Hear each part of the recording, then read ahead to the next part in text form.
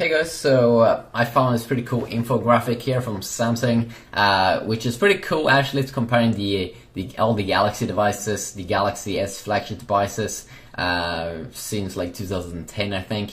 So it's the Galaxy S5, the new one, versus the Galaxy S4 from last year, the Galaxy S3 from 2012, the Galaxy S2 from 2011, and then I can only guess the Galaxy S from 2010. I wasn't really doing that much on YouTube 2010, so this will be a trip down the memory lane. And then of course there are different variants on all of these different devices, and you can see kind of how they are gradually improving in the size and everything. You can really see that they're doing improvements, and people are always wanting super many new cool things each time, and I mean that's not gonna happen all the effing time. But let's compare them here. So first of all, pretty fun when they're going back in time. The Galaxy S, the original one, was almost 1 centimeter in thickness.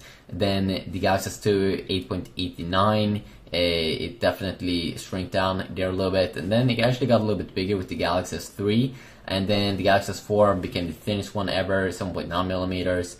And then this is almost the thinnest one, but it's just behind the S5 is just behind the Galaxy S4, at least the LTE advanced variant. And then you can see also how the weight here has increased. The lightest one was the Galaxy S, the original one, 118 grams. Then slowly increased, and the second heaviest here was actually the Galaxy S3, and now we have the Galaxy S5 with the big display. It's the heaviest one, heaviest of all Galaxies, with 145 grams in weight. And if we move down here to the display area, you can see how it's increased from a Super AMOLED screen here, 4-inch, to Super AMOLED Plus display on the Galaxy S2, and then an HD Super AMOLED 4.8-inch screen on the Galaxy S3, 5-inch Full HD Super AMOLED display. Full HD basically means like 1080p full. This one was only like 720p, and then now again it's a Full HD Super AMOLED display, but it's a little bit bigger. And then you can see how the camera here, very cool improvements, going from 5 megapixels and then 8 megapixel shooting on the S2, 8 megapixel also on the S3. Then it did some advancements here with a 13 and then a 60 megapixel camera on the brand new S5.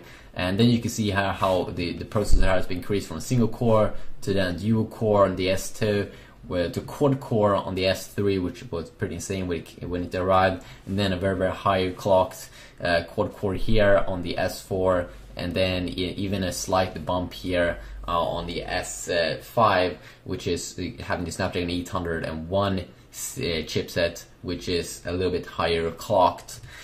And when we move down to battery life, you can also see how that has been improved greatly here, 1500 milliamp to 1650 milliamp. That wasn't really a big step there between the Galaxy S and the Galaxy S2. But then we got a very nice bump here on the next generation, the Galaxy S3, 2100 milliamp, and then 2600 milliamps on the S4, and then a slight bump here again. Not as big bump, but then again the display didn't increase that much. So 2800 milliamp here on this little boy. So pretty cool comparison, I think. I'm pretty satisfied. I can't wait to get the Galaxy S.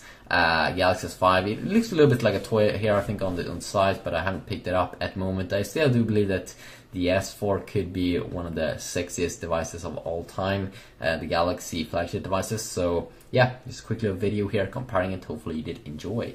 Peace out.